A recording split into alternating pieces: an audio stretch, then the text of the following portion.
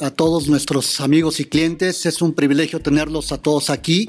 Y ya para entrar en materia, como Marta decía, vamos a dar muy brevemente los antecedentes y las principales características de lo que el aplicativo representa, que es la materia más importante para platicar con ustedes el día de hoy.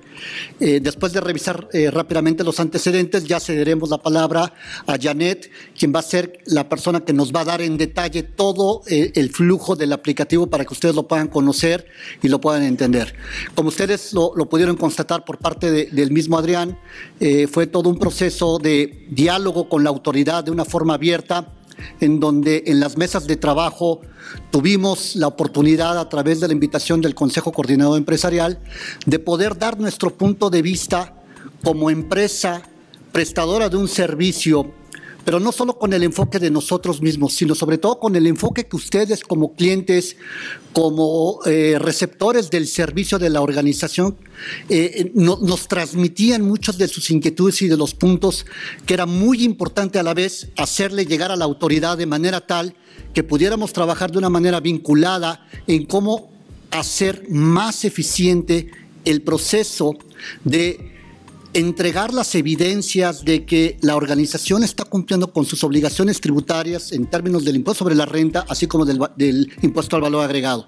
que es el punto fundamental que nos interesa tanto a ustedes como a nosotros, los prestadores del servicio, en beneficio de la contribución que el país requiere, pero siempre con un término de eficiencia y de facilidad administrativa y no de una carga de información que representa tiempos de esfuerzo y mayor costo para todo el mundo. Sin más, quisiera yo empezar mostrando cuáles son las obligaciones que representa este nuevo aplicativo y cómo son los antecedentes que representaron desde que empezamos las negociaciones con la autoridad en términos de cómo buscar el poder facilitar la evidencia en beneficio del pago de las contribuciones. La intención era proporcionar al contratante la siguiente información, es decir, a nuestros clientes o a las empresas que reciben el servicio por parte de nuestra organización, en términos relacionados con lo que ustedes pueden ver: comprobantes fiscales por el pago de salarios,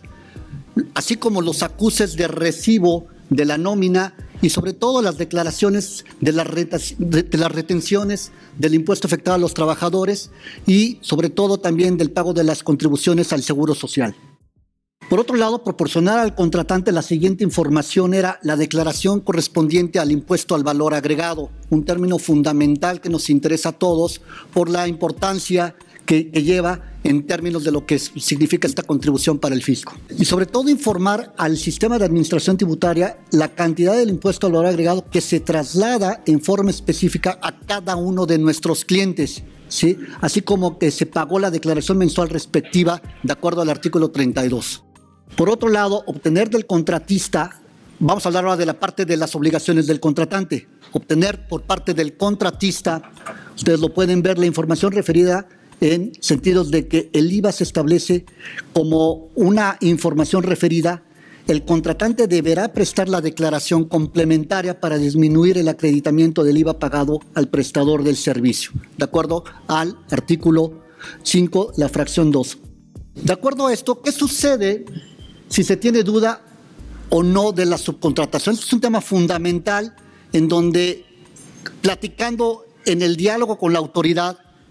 decíamos que los contribuyentes podrán aplicar la facilidad establecida en la regla en los casos de la prestación del servicio a través de los cuales se dispone la disposición del contratante o una parte relacionada de este, ¿sí? Lo que quiere decir esto es que se le da la opción a la empresa para que pueda poner si es o no el tema de subcontratación, lo cual facilita en el momento de la evidencia documental,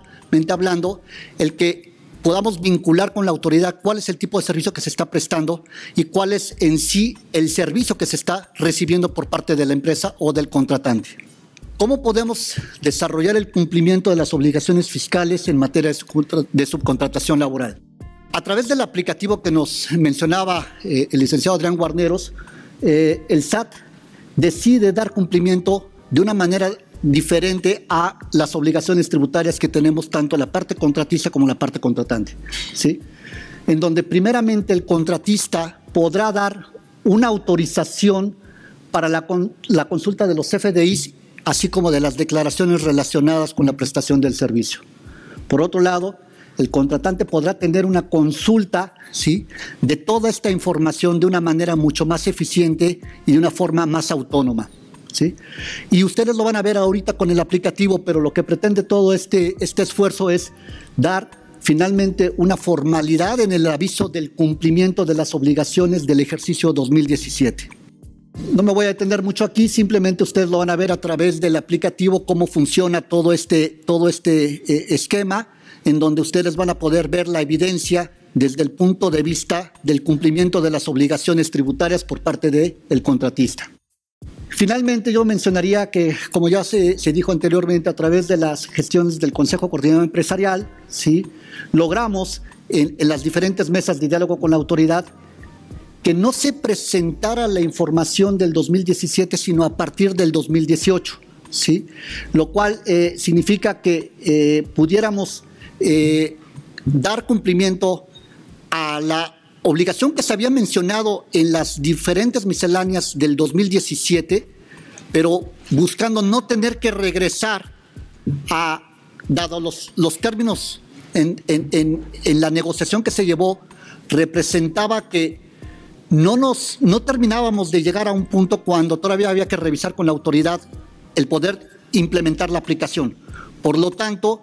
¿qué pasaba con la información del 2017? ¿Sí? Ese era un punto fundamental que en las diferentes mesas de diálogo con el SAT logramos establecer que si se utilizaba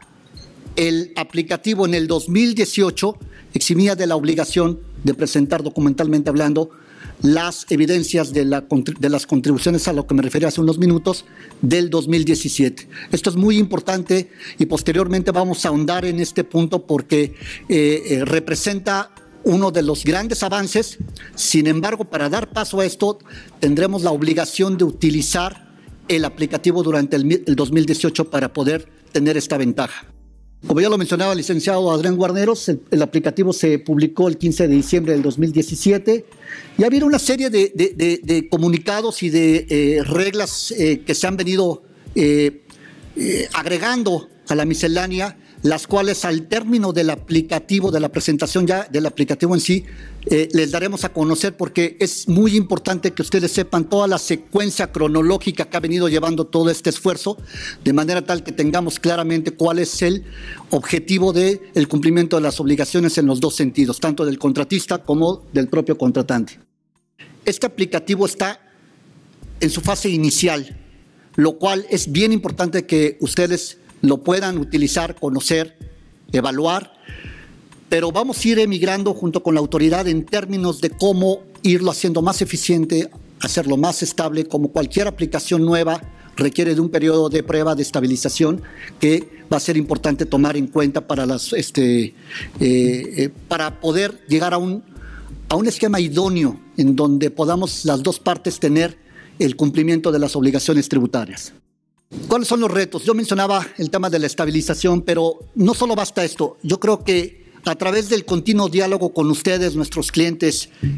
nos lleva a que podamos seguir insistiendo con la autoridad y con la coordinación del Consejo, del CCE, Consejo Coordinador Empresarial, el que podamos seguir teniendo mejoras al aplicativo. Todavía hay algunos puntos que es necesario seguir trabajando con la autoridad de manera tal que podamos hacer mucho más eficiente el proceso, ¿sí?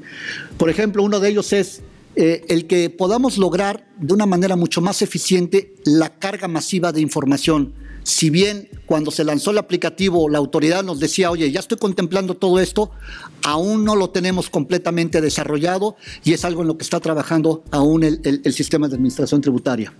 ¿sí? Finalmente, yo les mencionaría como otro de los retos el que no se tenga que estar capturando el IVA por cada factura emitida por el contratista. Este es un punto fundamental porque representa todavía, a pesar del aplicativo, una carga administrativa importante a considerar. Y finalmente, pues, todos utilizamos otras herramientas en donde es necesario poder extraer la información para uso interno, y este es otro de los puntos que estamos pidiendo al SAT, acabar de estabilizar y de darle esta facilidad a los usuarios. Sí. Por su atención, muchas gracias. Y ahora quisiera yo darle la palabra a Janet Aguilar,